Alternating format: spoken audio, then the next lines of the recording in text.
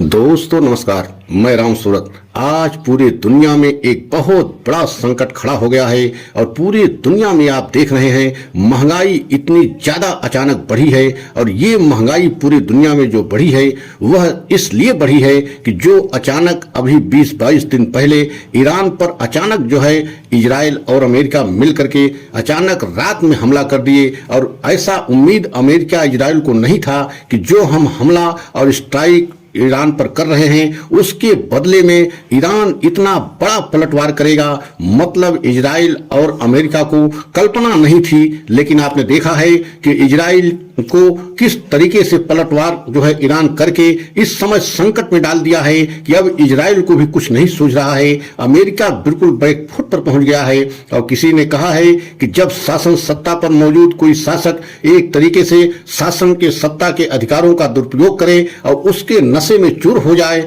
और खासकर अमेरिका एक महाशक्ति के रूप में जाना जाता है, पूरे विश्व में सबसे बड़ी एक तरीके से ताकत और सबसे बड़ा महाशक्ति के रूप में जाना जाता है। लेकिन आप जानते हैं डोनाल्ड ट्रंप जब से दूसरी बार राष्ट्रपति बने हैं मनमानी की हदें पार कर दी है। मतलब जब चाह रहे हैं तो मनमानी तरीके से सभी देशों पर टैरिफ बढ़ा दे रहे हैं, जहां चाह रहे हैं जिसको चाह रहे हैं उस देश को राष्ट्राध्यक्ष को धमकी दे रहे हैं। मतलब एकदम पूरी तरीके से अगर ये कहा जाए कि राष्ट्रपति दूसरी बार डोनाल्ड ट्रंप जब से बने हैं तो पूरी तरीके से सत्ता के नशे में चूर दिखाई दे रहे हैं। और आज उन्हीं की वजह से पूरे दुनिया पर इतना बड़ा संकट आ गया है कि आप कल्पना नहीं कर सकते हैं। और यही कारण है कि आज डोनाल्ड ट्रंप के नाटो के सभी मित्र देश उनका साथ छोड़ रहे हैं, और छोड़ रहे ही नहीं हैं बल्कि पूरी तरीके से उनका साथ छोड़ दिए हैं। और एक तरीके से डोनाल्ड ट्रंप अमेरिका के राष्ट्रपति जो पूरे विश्व में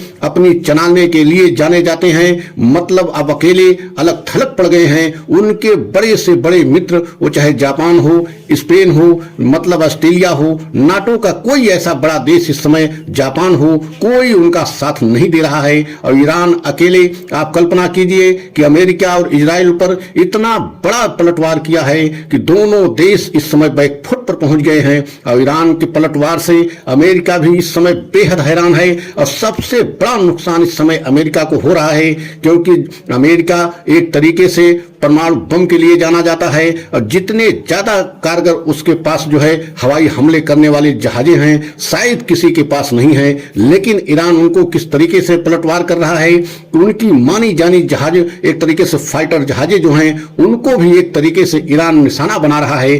तो कल्पना कीजिए इस समय सबसे ज्यादा आर्थिक रूप से अमेरिका को नुकसान हो रहा है। लेकिन इसके बाद भी अमेरिका पीछे हटने के लिए तैयार नहीं है। और अमेरिका पूरी तरीके से, डोनाल्ड ट्रंप ये कह रहे हैं कि हम पूरी तरीके से ईरान को एकदम जो है हथियार डालने के लिए विवश करूंगा, और जब तक जो है सिलेंडर ईरान नहीं करेगा हम छोड़ेंगे नहीं। और यही उनके कथन को अब एक तरीके से ईरान ने हथियार बना लिया है। जो युद्ध की कल्पना अमेरिका इजराइल 1-2 दिन नहीं कर रहे थे कि ईरान 1-2 दिन भी युद्ध करेगा, वही ईरान 22 दिनों से इतना बड़ा हमला जो है इजराइल अमेरिका पर कर रहा है कि अब तो ईरान एक तरीके से अमेरिका को भी टारगेट कर रहा है। अमेरिका के जो है बड़े बड़े फाइटर जेट को निशाना बना रहा है, और अमेरिका की बड़ी बड़ी नौसेनाएं जो एक तरीके से समुद्र में अजेय मानी जाती रही उनको निशाना बनाया जा रहा है। अब्राहम लिंकन जैसे समुद्र के एक तरीके से सबसे बड़ा किंग कहा जाता है कि अमेरिका के अब्राहम लिंकन जिधर चल दे उधर जो देश एक तरीके से सत्ते में आ जाते थे। लेकिन अब्राहम लिंकन पर ईरान ने इतना बड़ा हमला किया, इतना बड़ा उसको जो है नुकसान किया कि अब्राहम लिंकन को अमेरिका को पीछे हटाना पड़ा। तो आप समझ सकते हैं कि ईरान इस समय पूरी तरीके से चुन चुन करके बदला ले रहा है। और ईरान ने कहा है कि हम अपने राष्ट्रपति के, जो उनके राष्ट्रपति को अचानक हमले में मारा गया, रात में जिस तरीके से इजराइल ने अमेरिका के कहने पे जो है हमला किया और उनके घर को निशाना बनाया, जिसमें ईरान के राष्ट्रपति, पूर्व राष्ट्रपति जो मारे गए, उनका बदला लेने के लिए चुन चुन करके बदला ईरान ले रहा है। और आज पूरी दुनिया में आप देख रहे हैं तेल की कीमतें बेतहाशा बढ़ रही हैं, गैस सिलेंडर की किस तरीके से किल्लत हो रही है कि पूरे विश्व के सभी देश एक तरीके से बेहद संकट में हैं, जूझ रहे हैं संकट से। लेकिन इन सारे संकटों का अगर देन है तो सिर्फ जो है अमेरिका के राष्ट्रपति हैं, क्योंकि उनकी मनमानी की वजह से ये सारा युद्ध हुआ। उन्होंने ये कहा कि परमाणु बम बनाने के नजदीक है, अगर हम हमला नहीं करते हैं तो ईरान परमाणु बम बना लेगा। लेकिन अभी अभी आपने देखा है 3 दिन पहले अमेरिका के एक बहुत बड़े वैज्ञानिक के रूप में जाने जाते हैं, एक तरीके से बहुत बड़े पद पे थे, उन्होंने जो है इस्तीफा दिया और ये कहते हुए इस्तीफा दिया कि ऐसा कुछ भी नहीं था, कोई परमाणु बम बनाने की ऐसी योजना ईरान को नहीं थी। लेकिन जो है हमारे देश के राष्ट्रपति डोनाल्ड ट्रंप अपने मनमानी के चलते जो है उस पर युद्ध थोपा है और एक तरीके से जो हमला किया वह भी गलत है। पूरे विश्व के इस हमले की निंदा की जा रही है कि ईरान को जिस तरीके से टारगेट किया गया ये अंतर्राष्ट्रीय कानून का उल्लंघन है। लेकिन अमेरिका पीछे हटने के लिए तैयार नहीं है। लेकिन अब अमेरिका को पता लग रहा है, इजराइल को भी पता लग रहा है कि बहुत बड़ी गलती कर दी, क्योंकि ईरान जिस तरीके से पलटवार कर रहा है ईरान पीछे हटने के लिए तैयार नहीं है। वहीं आप देख रहे हैं इस समय भारत की कूटनीति कितनी सफल और कारगर सिद्ध हो रही है।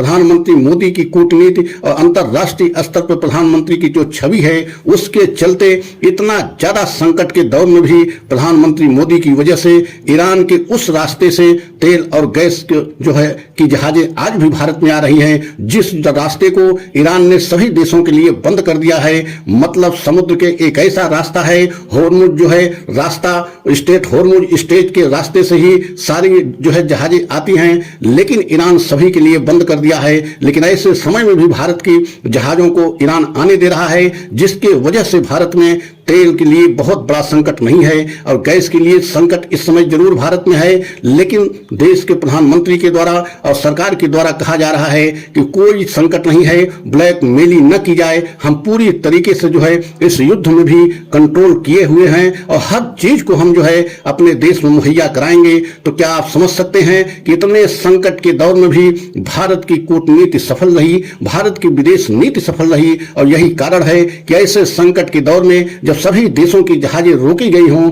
तो समय भी भारत की जहाजें आ रही हैं और उसी रास्ते से आ रही हैं जहां ईरान और सभी देशों की जहाजों को जाने से पूरी तरीके से रोक लगा दी है। लेकिन भारत की जहाजें अब भी आ रही हैं। ये भारत की बहुत बड़ी कूटनीति और विदेश नीति की सफलता है। और आज अंतर्राष्ट्रीय स्तर पर जो प्रधानमंत्री मोदी की छवि है, ऐसा देखा जा रहा है कि कहीं प्रधानमंत्री मोदी इस महायुद्ध के बहुत बड़े नायक बनेंगे और उन्हीं की वजह से आने वाले समय में ऐसा उम्मीद लगाई जा रही है कि अगर प्रधानमंत्री मोदी पहल करके चाहेंगे तो ये महायुद्ध भी रुकवा सकते हैं। तो आने वाले समय में देखना है कि किस तरीके से भारत की विदेश नीति और भारत की कूटनीति अंतर्राष्ट्रीय स्तर पर और सफलता का परचम लहराएगी। लेकिन इतना तो तय है कि इस समय की सरकार हमारी पूरी तरीके से भारत में कंट्रोल कर रखा है और तेल की कीमतें उतना नहीं बढ़ने पाई हैं जितना और देशों में बढ़ी है। तो आप समझ सकते हैं कि भारत पूरी तरीके से कंट्रोल किया हुआ है। और अगर हमारा यह आपको वीडियो अच्छा लगा हो तो लाइक सब्सक्राइब जरूर करें, कमेंट के अंदर